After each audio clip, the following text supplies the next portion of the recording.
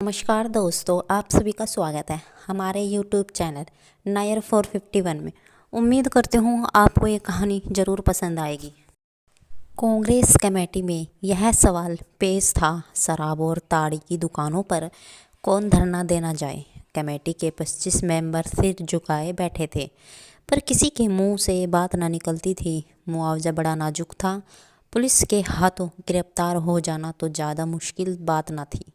Police के कर्मचारी अपनी जिम्मेदारियों को समझते हैं, क्योंकि अच्छे और बुरे तो सभी जगह होते हैं, लेकिन पुलिस के अफसर कुछ लोगों को छोड़कर सभ्यता से इतने खाली नहीं होते कि जाति और देश पर जान देने वालों के साथ दुर्व्यवहार करें। लेकिन नशेबाजों में यह जिम्मेदारी कहाँ। उनमें तो अधिकांश ऐसे लोग होते हैं जिन्हें धुड़की धमकी के सिवा और किसी शक्ति के सामने झुकने की आदत नहीं है।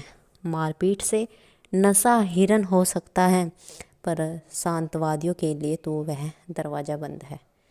तब कौन इस ओखली में सिर दे, कौन पियक्कड़ों की गालियाँ खाए। बहुत संभव है कि वे हाथापाई पर बैठे।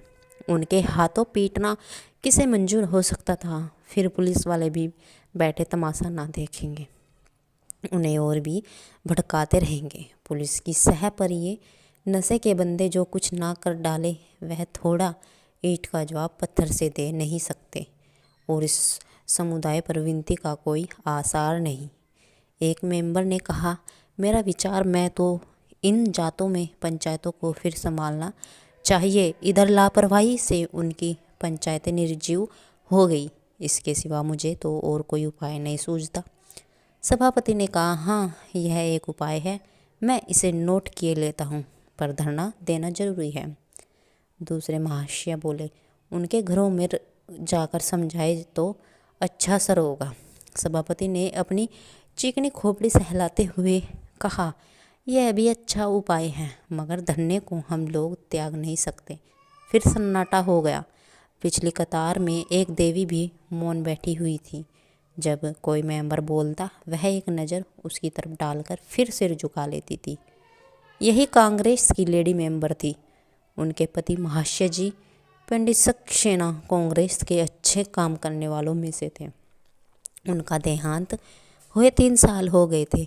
मिसेस सक्सेना ने इधर 1 साल से कांग्रेस के कामों में भाग लेना शुरू कर दिया था, और कांग्रेस कमेटी ने उन्हें अपना मेंबर चुन लिया था। वह शरीफ घराने में जाकर स्वदेशी और गद्दर का प्रचार करती थी।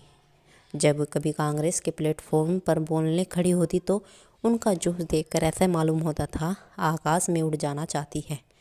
कुंदन का सा रंग लाल हो जाता था। बड़ी बड़ी करुणा आंखें जिनमें जल भरा हुआ मालूम होता था चमकने लगती थी। बड़ी खुश मिजाज और इसके साथ बला की निर्भक स्त्री दबी हुई चिंगारी थी, जो हवा पाकर दहक उठती है। उसके मालूमी शब्दों में इतना आकर्षक कहाँ से आ जाता था, कह नहीं सकते। कमेटी के कई जवान मेंबर जो पहले कांग्रेस में बहुत काम आते थे, अब बिलान नागा आने लगे थे। मिसेस सक्सेना कोई भी प्रस्ताव करे, उनका अनुमोदन करने वालों की कमी ना थी। उनकी सादगी, उनका उत्सव, उनकी विनय, उनकी मधुर वाणी कांग्रेस पर उनका सिक्का जमाए देती थी। हर आदमी उनकी खातिर सम्मान की सीमा तक करता था, पर उनकी स्वाभाविक नम्रता उन्हें अपने दैवी साधनों से पूरा फ़ायदा ना उठा देती थी। जब कमरे में आती तो लोग खड़े हो जाते थे, पर वह पिछली सांप से आगे ना बढ़ती थी। मिसेस सक्सेना ने प्रधान से पूछा, शराब की दुकानों पर औरतें धरना दे सकती है? सबकी आंखें उनकी ओर उठ गईं। इस प्रश्न का आशय सब समझ गए। प्रधान ने कतार स्वर में कहा, महात्मा जी ने तो यह काम औरतों को ही सुपुर्द करने पर जोर दिया है। पर मिसेस सक्सेना ने उन्हें अपना वाक्य पूरा न करने दिया। बोली, तो फिर मुझे इस काम पर भेज दीजिए। लोगों ने कतूहल की आंखों से मिसेस सक्सेना को देखा। यह सुकुमारी, जिसके कोमल अंगों में शायद हवा भी चुभती हो, गंदी गालियों में, ताड़ी और शराब की दुर्गंध भरी दुकानों के सामने जाने और नशे से पागल आदमियों की कुलसित आंखों और बाहों का सामना करने को तैयार हो गई थी। एक महाशय ने अपने समीप के आदमी के कान में कहा, भला की निडर औरत है। उन महाशय ने जले हुए शब्दों में उत्तर दिया, हम लोगों को कांटों में घसीटना चाहती है और कुछ नहीं। वह बेचारी क्या पकेटेगी, दुकान के सामने खड़ा तक तो हुआ ना जाएगा। प्रधान ने सिर झुकाकर कहा, मैं आपके साहस और उत्साह की प्रशंसा करता हूँ, लेकिन मेरे विचार में अभी इस शहर की दशा ऐसी नहीं है कि देवियाँ पिटेगी। आपको खबर नहीं नशेबाजी कितने मुंहफट होते हैं, विनय तो वह जानते ही नहीं। मिसेस सक्सेना ने व्यंग भाव से कहा, तो क्या आपका विचार है कि कोई ऐसा जमाना भी आएगा जब शराबी लोग विनय और शील के पुतले बन जाएंगे? यह दशा तो हमेशा ही रहेगी।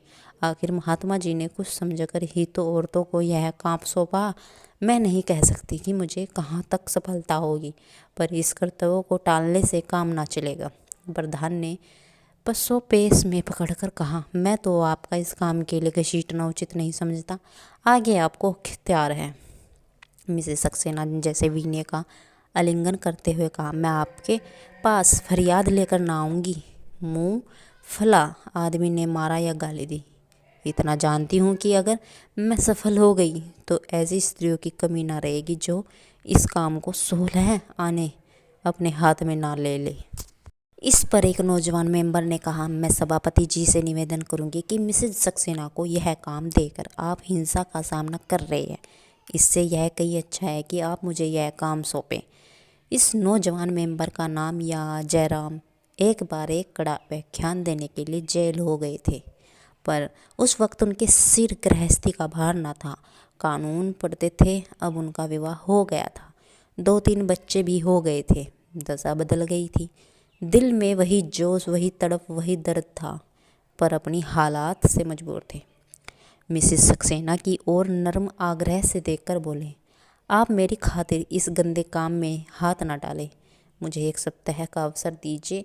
अगर इस बीच में कहीं दगा हो जाए तो आपको मुझे निकाल देने का अधिकार होगा। मिसेस सक्सेना जयराम को खूब जानती थी। उन्हें मालूम था कि यह त्याग और साहस का पुतला है और अब तक परिस्थितियों के कारण पीछे दबका हुआ था। इसके साथ ही वह यह भी जानती थी कि इसमें वह धैर्य और बर्दाश्त नहीं है जो पिकेटिंग के लिए लाजमी है। जेल में उसने दरोगा को अशब्द कहने पर चाटा लगाया था और उसकी सज़ा 3 महीने और बढ़ गई थी। बोली, आपके सिर गृहस्थी का भार है, मैं घमंड नहीं करती, पर जितने धैर्य से मैं यह काम कर सकती हूँ आप नहीं कर सकते। जयराम ने उसी नरम आग्रह के साथ कहा, आप मेरे पिछले रिकॉर्ड पर फैसला कर रही हैं। आप भूल जाती है कि आदमी की अवस्था के साथ उसकी उदारता घटती जाती है। प्रधान ने कहा, मैं चाहता हूँ महाशय जयराम इस काम को अपने हाथ में ले। जयराम ने प्रसन्न होकर कहा, मैं सच्चे हृदय से आपको धन्यवाद देता हूँ। मिसेस सक्सेना ने निराश होकर कहा, महाशय जयराम, आपने मेरे साथ बड़ा अन्याय किया है और मैं इसे कभी क्षमा ना करूँगी। आप लोगों ने इस बात का आज नया परिचय दे दिया कि पुरुषों के अधीन स्त्री अपने देश की सेवा भी नहीं कर सकती। दूसरे दिन तीसरे पहर जयराम 5 सब सेवकों को लेकर बेगम गंज के शराब खाने की पैकेटिंग करने जा रहे पहुँचे। ताड़ी और शराब दोनों की दुकानें मिली हुई थी। ठेकेदार भी एक ही था। दुकान के सामने सड़क की पटड़ी पर अंदर के आंगन में नशेबाजों की टोलियाँ विष में अमृत का आनंद लूट रही थी। कोई वहाँ अफलातून से काम न था, कहीं वीरता की घी, कहीं अपने दान दक्षिणा के पचड़े, कहीं अपने बुद्धि कौशल का लाभ। अहंकार नशे का मुख्य रूप है।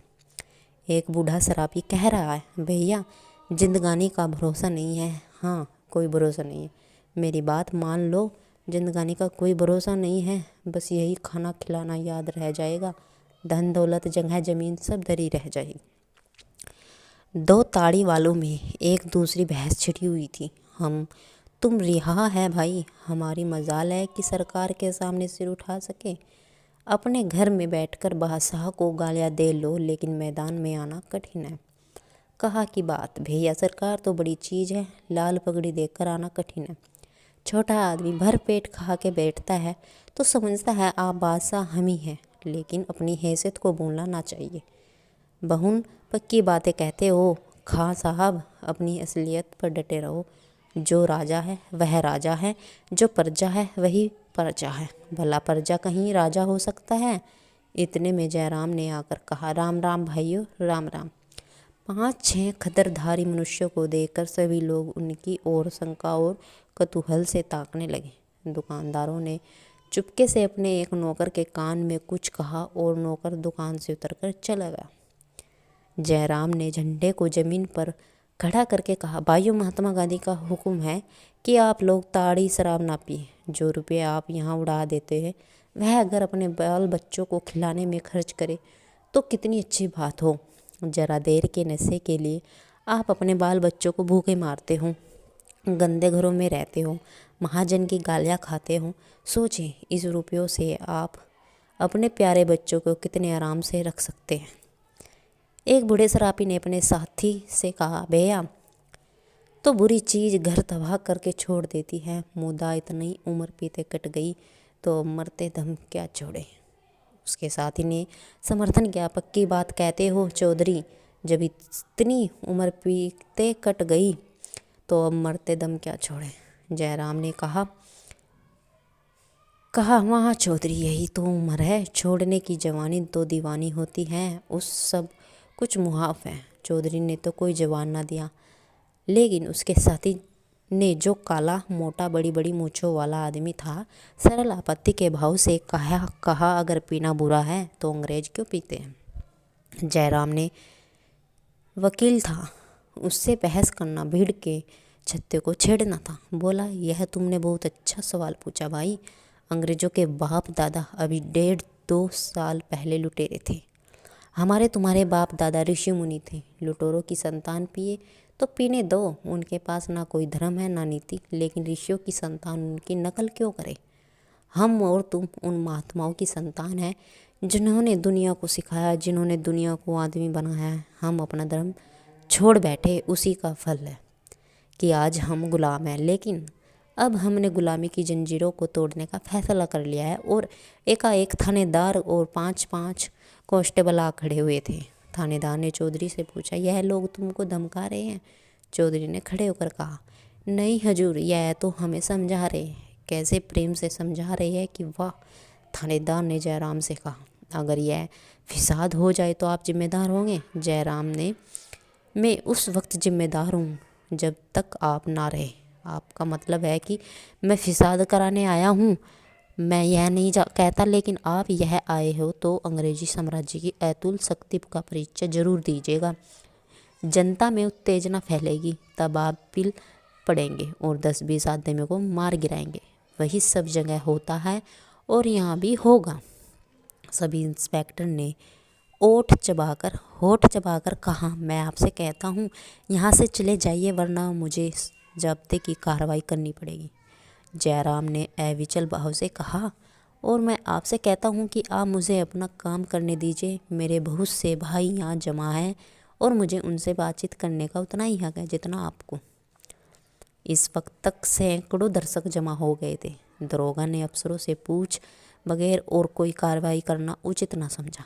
अकड़ते हुए दुकान पर गए और कुर्सी पर पाँव रखकर बोले, ये लोग तो मानने वाले नहीं हैं। दुकानदार ने गिड़गिड़ाकर कहा, हजूर, मेरा तो बगिया बैठ जाएगा। दरोगा 2-4 गुंडे बुलाकर भगा क्यों नहीं देते? मैं कुछ ना बोलूँगा। हाँ, जरा एक बोतल अच्छी सी भेज देना। कल ना जाने क्या भेज दिया, कुछ मज़ा ही नहीं आया। थानेदार चलेगा तो चौधरी ने अपने साथी से कहा, देखो कल्लू, थानेदार कितना बिगड़ रहा था। सरकार चाहती है कि हम लोग खूब शराब पिए और कोई हमें समझाने ना पाए। शराब का पैसा भी तो सरकारी में है जाता है। कल्लू ने दार्शनिक भाव से कहा, हर एक बहाने से पैसा खींचता है सब।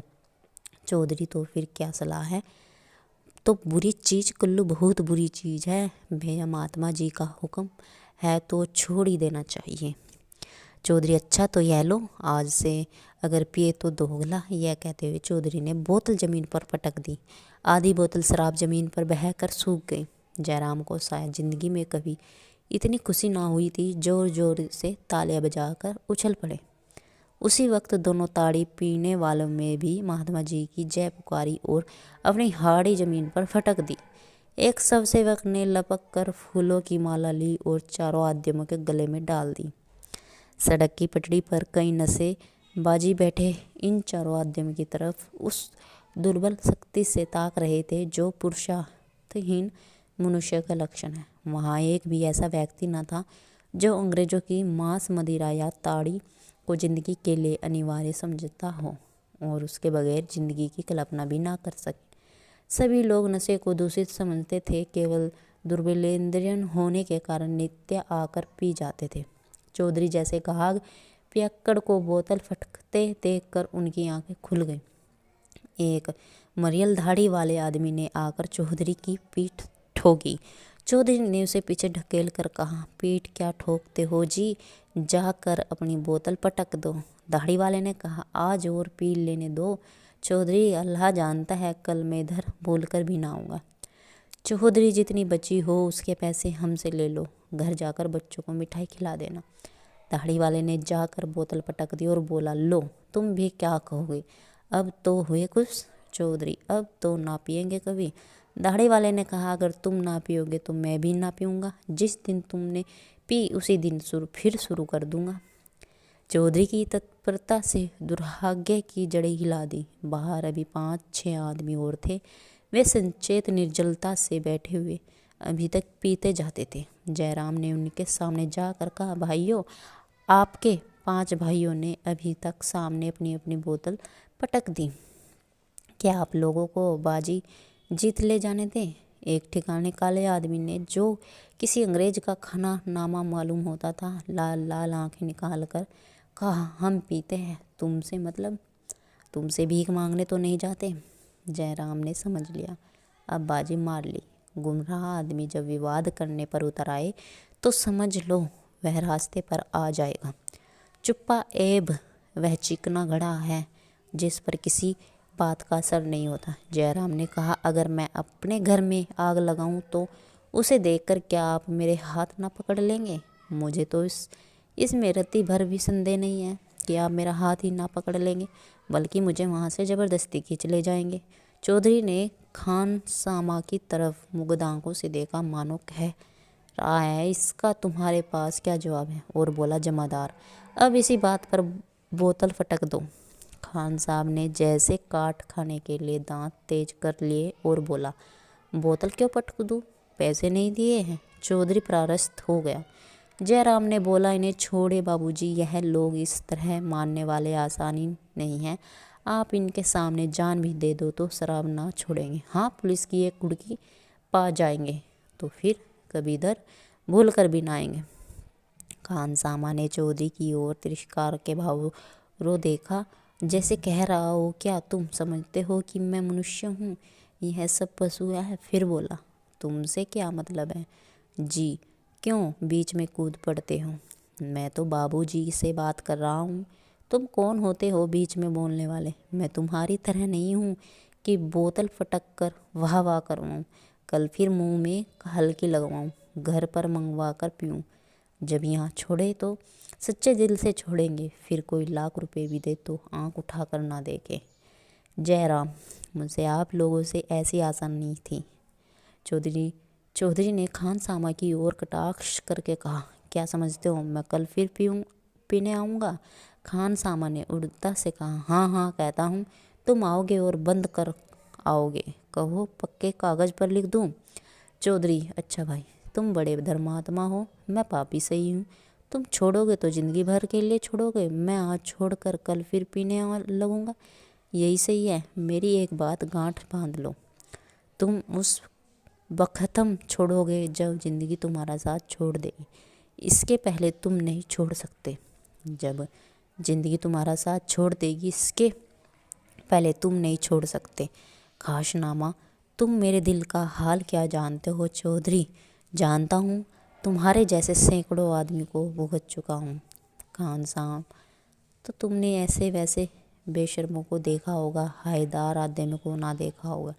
यह कहते हुए उसने जाकर बोतल पटक दी और बोला, अब अगर तुम इस दुकान पर देखना तो मुंह में कालखी लगा दूँगा। चारों तरफ तालियां बजने लगी। मर्द ऐसे होते हैं। ठेकेदार ने दुकान के नीचे उतरकर कहा, तुम अपनी अपनी दुकान पर क्यों नहीं जाते हो? मैं तो किसी की दुकान पर नहीं जाता। एक दर्शक ने कहा, खड़े हैं तो तुमसे मत, सड़क तुम्हारी नहीं है, तुम गरीबों को लूट जाओ, किसी के बाल बच्चे भूखे मरे, तुम्हारा क्या बिगड़ता है? दूसरे शराबियों का, क्या यारो अब भी पीते जाओगे? जानते हो यह सिक्का किसका हुक्म है? अरे कुछ भी तो शर्म हो। जयराम ने दर्शकों से कहा, आप लोग यहाँ भीड़ ना लगाएं और ना किसी को भला बुरा कहें।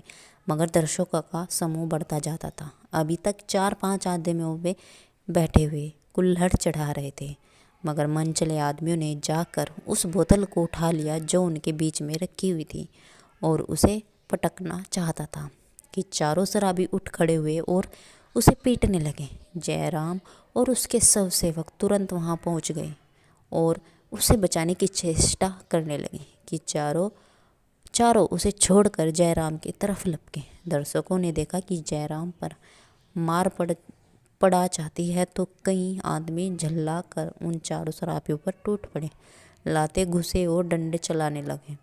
जयराम को इसका कुछ अवसर ना मिलता था कि किसी को समझाए। दोनों हाथ फैलाए उन चारों के वारों से बच रहा था। वह चारों भी आपे से बाहर होकर दर्शकों पर डंडे चला रहे थे। जयराम दोनों तरफ से मार खाता था। शराबियों के वार भी उस पर पड़ते थे, तमसाइयों के वार भी उसी पर पड़ते थे, पर वह उनके बीच से हटता ना था। अगर वह इस वक्त अपनी जान बचाकर हट जाता तो शराबियों की खैरियत ना थी। इसका दोष कांग्रेस पर पड़ता। वह कांग्रेस का इस आक्षेप से बचने के लिए अपने प्राण देने को तैयार। मिसेस सक्सेना का अपने ऊपर हंसने का मौका वह न देना चाहता था। आखिर उसके सिर पर डंडा इस जोर से पड़ा कि वह सिर पकड़कर बैठ गया। आंखों के सामने तितलियां उड़ने लगी। फिर उसे होश ना रहा। जयराम सारी रात बेहोश पड़ा रहा। दूसरे दिन सुबह को जब उसे होश आया तो सारी देह में पीड़ा हो रही थी और कमजोरी इतनी थी कि रह रह कर भी जी डूबता जाता था। एकाएक सिरहाने की तरफ आंख उठा गई तो मिसेस सक्सेना बैठी नजर आई। उन्हें देखते ही सब सेवकों के मना करने पर भी उठ बैठा। दर्द और कमजोरी दोनों जैसे गायब हो गई। एक एक अंग में स्फूर्ति दौड़ गई। मिसेस सक्सेना ने उसके सिर पर हाथ रखकर कहा, आपको बड़ी चोट आई है, इसका सारा दोष मुझ पर है। जयराम ने भक्ति में कृतज्ञ के भाव से देखकर कहा, चोट तो ऐसी ज़्यादा ना थी, इन लोगों ने बरबस सट्टी बांधकर जख्मी बना दिया। मिसेस सक्सेना ने गलालीन होकर कहा, मुझे आपको ना जाने देना चाहिए। जयराम, आपका वहाँ जाना उचित ना था ना। मैं आपसे अब भी यही अनुरोध करूँगा कि उस तरफ ना जाएगा। मिसेस सक्सेना ने जैसे उन बाधाओं पर हंसकर कहा, वह मुझे आज से वहाँ पिकेट करने की आज्ञा मिल गई। आप मेरी इतनी विनय मान जाइएगा। सौदे के लिए आवाज़ करना बिल्कुल मामूली बात है। मैं आवाज़ों की परवाह नहीं करती हूँ। तो फिर मैं आपके साथ चलूँगा। आप इस हालत में? मिसेस सक्सेना ने आश्चर्य से कहा, मैं बिल्कुल अच्छा हूँ। सच यह नहीं हो सकता। जब तक डॉक्टर यह ना कह देंगे कि आप वहाँ जाने के योग्य हैं, आपको ना जाने दूँगी। किसी तरह नहीं, मैं तो आपको ना जाने दूँगी। मिसेस सक्सेना ने मुर्दे व्यंग के साथ कहा, आप भी अन्य पुरुषों की ही भांति स्वार्थ के पुतले हैं। सदा यश खुद लूटना चाहते हो, औरतों को कोई मौका नहीं देना चाहते हो। कम से कम यह तो देख लीजिए कि मैं कुछ कर सकती हूँ या नहीं। जयराम ने व्यथित कट से कहा, जैसे आपकी इच्छा। तीसरे पहर मिसेस सक्सेना 4 सब सेवकों के साथ बेगम मगज चली। जयराम आंखें बंद किए चारपाई पर पड़ा था। शोर सुनकर चौंका और अपनी स्त्री से पूछा, यह कैसा शोर है? स्त्री ने खिड़की से झांक कर देखा और बोली, वह औरतें जो कल आई थी झंडा लिए कई आदमियों के साथ जा रही हैं। इसमें शर्म भी नहीं आती। जयराम ने उसके चेहरे पर शर्मा की दृष्टि डाली और विचार में डूब गया और फिर वह उठ खड़ा हुआ और बोला, मैं वहीं जाता हूँ। स्त्री ने उसका हाथ पकड़कर कहा, अभी कल मार खा कर आए हो, आज फिर जाने की सूझी है? जयराम ने हाथ छुटाकर कहा, तुम उसे मार कहती हो, मैं उसे उपहार समझता हूँ। स्त्री ने उसका रास्ता रोक लिया। कहती हूँ तुम्हारा जी अच्छा नहीं है, मत जाओ। क्यों मेरी जान के ग्राहक हुए? उसकी देह में हीरे नहीं जड़े हैं जो वहाँ कोई नाव चलेगा। जयराम ने मिन्नत करके कहा, मेरी तबीयत बिल्कुल अच्छी है चंबू, अगर कुछ कसर है तो वह भी मिट जाएगी। भला सोचो, यह कैसे मुमकिन है कि देवी उन सौदों के बीच में पैकेटिंग करने जाए और मैं बैठा रहूं? मेरा वहाँ रहना जरूरी है। अगर कोई बात आ पड़ी तो कम से कम मैं लोगों को समझा तो सकूंगा। चम्मू ने जल कर कहा, यह क्यों नहीं कहते हो कि कोई और ही चीज़ खींचे ले जाते हैं। जयराम ने मुस्कुराकर उसकी ओर देखा, जैसे कह रहा हो यह बात तुम्हारे दिल में नहीं है। कंठ से निकल रही है और कतार कर निकल गया। फिर द्वार पर खड़ा होकर बोला, शहर में 3 लाख रुपए से कुछ भी कम आदमी हैं। कमेटी में 30 मेंबर हैं, मगर सब के सब जी चुरा रहे हैं। लोगों को अच्छा बहाना मिल गया कि शराब खानों पर धरना देने के लिए स्त्रियों ही क्यों इस काम के लिए उपयुक्त समझा जाता है, इसलिए कि मर्दों के सिर भूत सवार हो जाता है और वहाँ नर्मता से काम लेना चाहिए।